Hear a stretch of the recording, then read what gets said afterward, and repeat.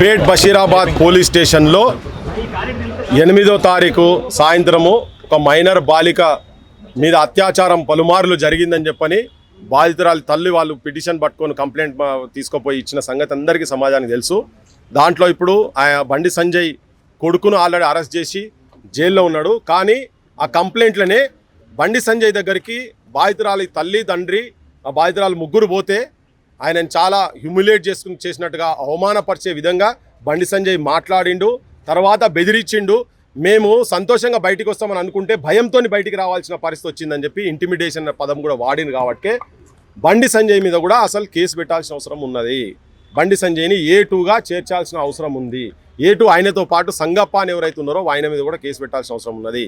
POCSO చట్టం కింద అత్యాచారం జరిగినా అత్యాచారానికి ఎవరన్నా ఉసిగొలిపినా తర్వాత ఆ సమాచారం తెలిసిన తర్వాత పోలీసులకు ఇన్ఫర్మేషన్ ఇవ్వకుండా ఉన్నా వాళ్ళు కూడా శిక్ష అర్హులే అని చెప్పని చట్టంలో చెప్తా ఉన్నది. ఆ సెక్షన్స్ చెప్తున్నాయి. దాంట్లో ప్రకారంగా బండి సంజయ్కి ఆల్రెడీ తెలుసు. నెల రోజుల ముందే వాళ్ళ ఇంటికి కూడా పోయి చెప్పిండ్రు. కానీ ఆయన దాచిపెట్టిండు.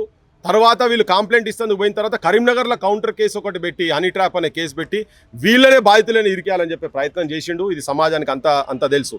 కానీ ఇప్పుడు తర్వాత కూడా మళ్ళీ నేనే సరెండర్ చేసినా అని చెప్తున్నా. అంటే ఆ పిల్లగాడు ఎక్కడనో సమాచారం ఈయనకి ఎరికే.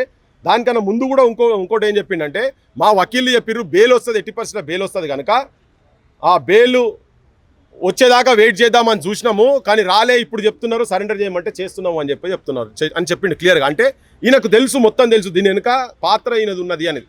మైనర్ బాలిక మీద అత్యాచారం జరిగినటువంటి దాంట్లలో చట్ట ప్రకారంగా ఈయనను కూడా కేసు పెట్టి బొక్కల వారేయాలి. కానీ తెలంగాణలో పువ్వును చేతి గుర్తోలు చేతిలో పట్టుకొని జనం చెవులో పువ్వు పెడుతున్నారని చెప్పిన కదా, సేమ్ అదే పని చేస్తున్నారు. ఈడ నిజాన్ని దొక్కే ప్రయత్నం చేస్తున్నారు. నిజాన్ని బయటికి తీసుకొచ్చి బాధితుల పక్షాన సామాన్యుల పక్షాన నిలబడేటువంటి వ్యక్తులకు వాళ్ళందరూ బాగా ఉన్నోళ్ళు, పదవులు ఉన్నోళ్ళు, పైసలు ఉన్నోళ్ళు, చట్టం ఉన్నోళ్ళు చట్టం లెక్క ఉన్నది కదా. పేద ప్రజలు ఇటువంటి బాధితుల తరఫు ఉండాలి అనుకున్నటువంటి వాళ్ళు వాళ్ళ గొంతుకలై నిలబడేటువంటి వాళ్ళ మీద దాడులు చేస్తాం, సంపుతాము. ఇలా సుపారీ గ్యాంగ్లు వచ్చినాయట, ఒకటి ఏపీ గ్యాంగ్, ఒకటి యూపీ గ్యాంగ్. మరి గ్యాంగ్లు ఏందో వాళ్ళు తీసి చూడాలి. చెప్తున్నారు, బయట చెప్తున్నారు. ఇంకోటి ఏంటంటే బహిరంగంగా ఓపెన్గా బొమ్మలు పెట్టి చెప్తున్నారు. కొంతమంది బొమ్మలు పెట్టించేసి వీళ్ళని కథం పట్టించేస్తామని చెప్పని ఓపెన్గా చెప్తున్నారు. మరి ఇప్పటికీ అది పెట్టి కూడా 5-6 రోజులైంది. పోలీసు వాళ్ళు ఇప్పటివరకు ఎక్కడ చర్యలు తీసుకోలేదు. వేరే ఏవో చిన్న అయితేనే ఉడుకులాడుతున్నారు. మరి ఇటువంటి అయినాక మరి రేపు పొద్దుగాల ఇప్పుడు ప్రజల పక్షాన ఉండి బాధితుల పక్షాన ఉండి కొట్లాడుతున్నటువంటి వాళ్ళు కూడా ప్రాణాలు కోల్పోవాలా ఈ తెలంగాణ జిల్లాలల్లో? ఎందుకంటే భూస్వామ్య వ్యవస్థ లెక్క మేము ఎవరిని పడితే వాళ్ళని ఎక్కడ పడితే అక్కడ తీసుకుపోతాం, ఎత్తుకపోతాం, రేపులు చేస్తాం, కడుపులు చేస్తాం, వదిలేస్తాం అన్నట్టుగా ఇప్పుడు రాజ్యం కూడా అట్లే ఉండాలా? ఈ ముఖ్యమంత్రి అయితే నాకంత అనిపిస్తుంది ఇంత దుర్మార్గంగా నేను ఎవరిని చూస్తానని కూడా అనుకుంటలేను. ఇంత బహాటంగా బహిరంగంగా బయటకు వచ్చిన తర్వాత కూడా నా ప్రియమిత్రుడని ఎట్లా అనబుద్ది అయింది నాకు అర్థమవుతుంది. ఒక నేరస్తుని ఆల్రెడీ కంప్లైంట్లో ఉంది కదా, ఒక ముఖ్యమంత్రికి కంప్లైంట్లో ఉన్న తర్వాత కూడా ఆ వేదిక ఎట్లా పంచుకున్నారో నాకు అర్థమవుతలేదు. నరేంద్ర మోడీ కూడా ఎట్లా వేదిక పంచుకున్నారో నాకు తెలుస్తలేదు. వీళ్ళు ఆత్మవిమర్శ చేసుకోవాలి. జనం మాత్రం జనానికి ఇవి తీసుకుపోదలుచుకున్నాం మేము. ఇప్పుడు ఆయనే బహిరంగంగా, మనం అన్నది కాదు, ఆయనే బహిరంగంగా ముచ్చటే లేదు. నేను వీళ్ళందరూ దీనికి వెనకాల ఎవరెవరైతున్నారో వీళ్ళందరినీ అంతం చేస్తా. లంకను ఎట్లయితే హనుమంతుడు తోకకు నిప్పంటించి ఎంత మొత్తం నలగబెట్టినా పెట్టిండో నేను కూడా అదే పని దుర్మార్గులను మొత్తం హతమారుస్తా అని రాక్షసులు అన్నాడు ఆయన. ఇప్పుడు మనసొంటలో ఎవరో మాట్లాడితే బాధితుల పక్షాన చట్టపరంగా చర్య తీసుకోండి అని వాళ్ళ పక్షాన నిలబడ్డటువంటి వ్యక్తులను పట్టుకొని హతమారుస్తా అని చెప్పి డైరెక్ట్ వార్నింగ్ ఇచ్చిండు. ఇచ్చిన తర్వాత కూడా బడి బాజార్లా తిరుగుతున్నాడు ఆయన, మంచిగా తిరుగుతున్నాడు, అన్ని ప్రోగ్రామ్ చేసుకుంటున్నాడు. నిన్న పార్టీ ఆఫీస్ పోయిన పార్టీ ఆఫీస్ వాళ్ళు ఎందుకు రానిస్తున్నారు అర్థమైతే ఇటువంటి దుర్మార్గుని. మరి అదే మీ కల్చరా? జనం అడుగుతున్నారు, జనం కూడా చెప్తున్నారు. ఇప్పుడు ఆయన మాట్లాడతాడు, రామచంద్రరావు మాట్లాడతాడు, ఆయన కొడుకుకు చేస్తే ఈయనకేం సంబంధం అని. కరెక్టే, కానీ చట్టంలో ఉన్నది కదా. మరి కొడుకు ఇంటికి వస్తే కూడా నువ్వు వాళ్ళ బాధితుల ఇంటికి వస్తే బెదిరించి పంపిస్తాను ఉన్నది. మరి నిన్న మొన్న జూబ్లీహిల్స్ పోలీస్ స్టేషన్లో గట్టిన ఒక ఆడామెను అలా కొడుకు చేసిన పనికి ఆడామని కూడా తీసుకుపోయి బొక్కల వారేసారు కదా. మరి వాళ్ళకి పేదోళ్ళకు ఒక చట్టం, ఉన్నోనికి ఒక చట్టమా? లేదు, ఇటువంటి జరిగేది ఉంటే ఇంతకుముందు చూసినాం మనం, కాల్చి చంపిరు కదా. ఇప్పుడు వేరే ఎవడో చిన్నోడు అయ్యేది ఉంటే మాత్రం ఇదే బండి సంజయ్ అరే ఎట్లా కాల్చారు మీరు అని చెప్పి మాట్లాడుతుండే. ఆయనే గతంలో చెప్పిండు కదా, మైనర్ బాలిక మీద 163 స్టేట్మెంట్ మీరు తీసుకోరా, అట్లా తీసుకోరు, మీరు మైనర్ బాలిక అత్యాచారం జరిగితే కూడా మీరు నిద్రపోతుర్రా, ఇవన్నీ మాటలు ఆయన మాట్లాడిండు కదా. ఇప్పుడు ఆయన కొడుకు కాడికి వచ్చే వరకు ఆయనకి అన్ని చట్టాలు మొత్తము వీళ్ళంతా అధికారంలో ఉన్నటువంటి వాళ్ళందరూ ఒకటే అన్నట్టుగా జనంకు మాత్రం క్లియర్గా అర్థమవుతుంది, తెలుస్తుంది. అలా ఇప్పటివరకు బండి భగీరథ అరెస్ట్ అయ్యి 6 రోజులు గడుస్తున్నప్పటికీ ఇప్పటికీ విచారణకు కోరలేదు కోర్టుని పోలీసులు. దీని పట్ల ఏం చెప్తారు? బరాబర్ రేవంత్ రెడ్డి కాంగ్రెస్ గవర్నమెంట్, సెంట్రల్లో ఉన్నట్టు బీజేపీ గవర్నమెంట్ రెండు ఒకటే ఉన్నాయి. కూరాలి కదా మరి. నువ్వు ఏమైందిరా బాయ్, నీ సెల్ సంగతి ఏంటిది, అంతా బ్లాంక్ పెట్టించినావు, దాని సంగతి ఏంటిది అని కూర్చోబెట్టి అడగాలి కదా, అని ఎంక్వైరీ చేయాలి కదా. కోదండం ఎక్కియాలా అన్నాడు. ఇప్పుడు కోదండం ఎక్కించే కాడికే ఉన్నది కదా మరి. నీ ఎంక్వైరీలో మందిని అయితేనేమో కోదండం ఎక్కిస్తావు, మొత్తం ఇట్లా పెట్టి ఉల్టా లటకాయిస్తారు, లటకాయించి చెప్తారు, ప్రజల గురించి పని చేస్తున్నారేమో ఎన్కౌంటర్లు చేస్తారు, ఇట్లా దెబ్బలు కొడతారు కదా. మరి ఇటువంటి దుర్మార్గుని అయితే కూర్చోబెట్టి అడగాలి కదా మరి. ఏమైంది, ఏం సంగతి, నువ్వు అన్నావు కదా నా దగ్గర అన్ని ఆధారాలు ఉన్నాయి కదా, మరి ఏం ఆధారాలు చూపిస్తున్నావు అని చెప్పి వాళ్ళు పిలుచుకొని కూర్చోబెట్టుకోవాలి కదా. అడుగుతలేరు వాళ్ళు, ఇప్పటిదాకా అడుగుతలేరు. వీళ్ళందరూ కలిసే ఉన్నారు. ఇది ప్రజలకు అర్థమవుతుంది. వీళ్ళు ఏమనుకుంటారు అంటే ప్రజలు ఏమున్నది పిచ్చోళ్ళు, పైసలు ఇస్తే ఓట్లేస్తారు, ఏమునంటే దాగిపిస్తే ఓట్లేస్తారు అనుకుంటారు. కానీ ఇటువంటి చాలా ప్రభావం పడుతున్నాయి. అడిగేటోళ్ళు లేనప్పుడు ఏది పడితే అది నడుస్తుందని అడిగేటోళ్ళ మనసుంటోళ్ళ బతుకున్నాం కాబట్టి జనాలకు అర్థమవుతుంది ఇదంతా. ఇంతమంది ప్రజాగొంతులు, ఇంతమంది సోషల్ మీడియా ఇప్పటికీ ప్రశ్నిస్తున్నప్పటికీ, అలజడి రేగుతున్నప్పటికీ పచ్చి అబద్ధాలతోటి కేసులు నీరుగార్చే ప్రయత్నం సీఎం చేస్తున్నాడని గట్టిగా చెప్తారు. ఏమన్నా 100% అదే జరుగుతున్నది. ఇవాళ ముఖ్యమంత్రి కాపాడే ప్రయత్నం చేసిన తర్వాతనే మానసొంటోళ్ళం బయటికి వచ్చి మాట్లాడి సమాజాన్ని మొత్తం ఒక్క తాటి మీద నడిపించే ప్రయత్నం జరుగుతుంది కాబట్టినే బెండ్ అయ్యి వచ్చిండు.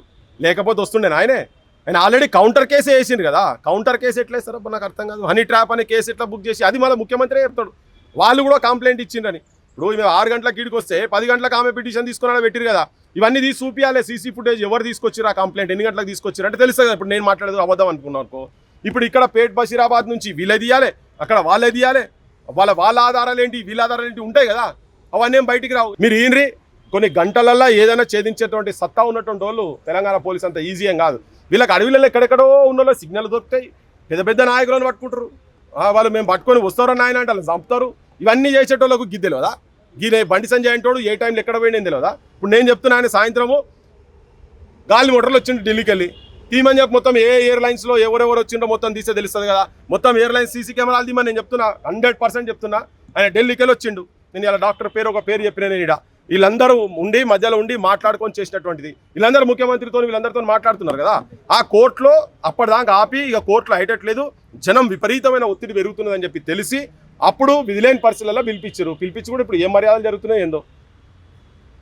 జైల్లో కూడా ఏమేమి మర్యాదలు జరుగుతున్నాయి మనకి ఎరికేనా ఏమన్నా ఏం జరుగుతున్నాయి. జనానికి ఇంత కూడా డౌట్ ఏంటంటే పోయినా ఆయనైనా కాదని కూడా డౌట్ కాడికి వచ్చింది జనం లోపల. అట్లున్నారు వీళ్ళు అట్లా చేస్తున్నారు. అట్లా వీళ్ళు ఒక ఆమె లిక్కర్ స్కామ్ లాగా ఉన్న ఆమె ఒక తీరుగా ఒక్కొక్కరు ఒక్కొక్క తీరు ఉన్నారు. వీళ్ళందరూ దొంగలు. కానీ ప్రజాపక్షాన మనం ఉండాల్సిందే, మనం మాట్లాడితేనే ఇటువంటి వాళ్ళకు శిక్ష వస్తుంది, లేకపోతే జరగదు ఇదంతా.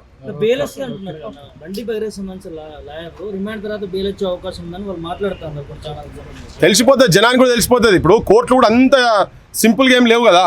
ఒక చిన్న అంశం సుప్రీంకోర్టు జడ్జి కాక్రోచెస్ పారాసైట్స్ అని మాట్లాడినందుకు ఎంత తిరుగుబాటు వస్తున్నది. ఇప్పుడు అదంతా 4 రోజులు ఎట్లా వస్తుంది వాళ్ళు అన్నంత మాత్రం అన్నీ అవుతాయా రాని ఏం చేస్తారు. ఇప్పుడు జడ్జిల ఇళ్ళలోనే పైసలు దొరుకుతున్నాయి. అంత జుడిషియరీ కూడా బయాస్డ్ అయిపోయింది. నేను ఇలా మనం అనొద్దు కానీ అనాల్సిన పరిస్థితి కూడా వస్తున్నది. బయాస్డ్ అయ్యింది, ఒత్తిడి వచ్చి. ఇప్పుడు ఒకటే క్లియర్గా ఈయనేమన్నా ఇప్పుడు రేపు పొద్దుగాల్లో ఎల్లుండే ఒలింపిక్ గేమ్స్ అవుతున్నాయి, లేకపోతే ఓ రాకెట్ లాంచ్ అవుతున్నది, నాసా కాడికి వెళ్ళి రాకెట్ లాంచ్ అవుతున్నది, పైకి పోతున్నది.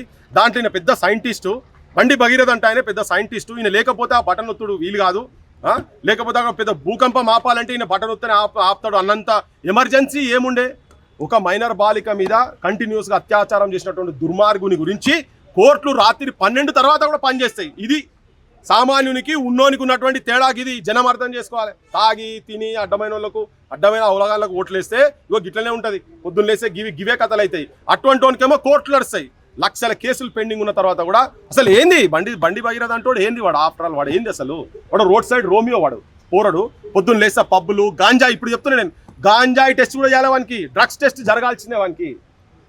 అది చేస్తలేరు. బరాబర్ దొరుకుతాడు. నాకు వాళ్ళు చాలా సన్నిహితులు చెప్పిన మాట, వాడు డ్రగ్స్ లేని ఉండడు అని చెప్పని. మరి లేసే జెండా పట్టుకొని రాముని జెండా పట్టుకొని నినాదాలు ఇచ్చుకుంటూ తిరిగేటోడు గీ అలవాట్లేంటి. పేదోళ్ళు ఇళ్ళ మీద పడి ఆడపిల్లలను రేపులు చేసుకుంటూ తిరుగుడు ఎక్కడిది. ఒక్కరు కాదట, ఇంకా ఉన్నాయి. అది రేపు వచ్చేటి అన్నీ వస్తాయి. ఇంతకుముందు కూడా చెప్పారు కదా, నిన్నోటి బయటపడ్డది. ఇవి వస్తాయి, మెల్లమెల్ల వస్తాయి.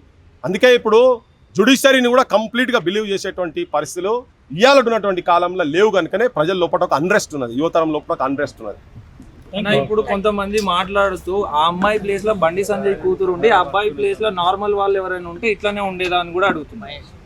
అమ్మాయి ప్లేస్ లో బండి సంజయ్ ఉండేది ఉంటే ఆ పిల్లగానికి ఇప్పటికీ 10 వద్దులవు, దినాలు అయిపోవు. ఇప్పటికీ పిట్టకు విడుదురు అన్నీ అయిపోవు. అని బొక్కలు కూడా తీసుకుపోయి కాళేశ్వరం, లేకపోతే కాళేశ్వరం కలుతురు, కృష్ణా గోదావరి ఎక్కడెక్కడ పోతే గంగా ఆడికి కూడా పోయి పాప వాళ్ళు మొత్తం దానం చేసి పడేద్దరు బండి సంజయ్ కనుక అయ్యేది ఉంటాయి, బండి సంజయ్ బిడ్డదే ఇట్లా రివర్స్ కనుక అయ్యేది ఉంటాయి. కాదు కనుకనే కదా ఇలా మనకి పంచాయతీ అంతా గొంతులు ఎత్తుకొని చించుతున్నది. అందుకనే చట్టం ఉన్నోని చుట్టం అని చెప్పేటందుకు అందుకే చెప్తున్నా. ఈ పార్టీ ఆ పార్టీ అని లేదు, అందరు కలిసే ఉన్నారని చెప్తున్నాను. ఇలా అందరు కలిసే ఉన్నారు.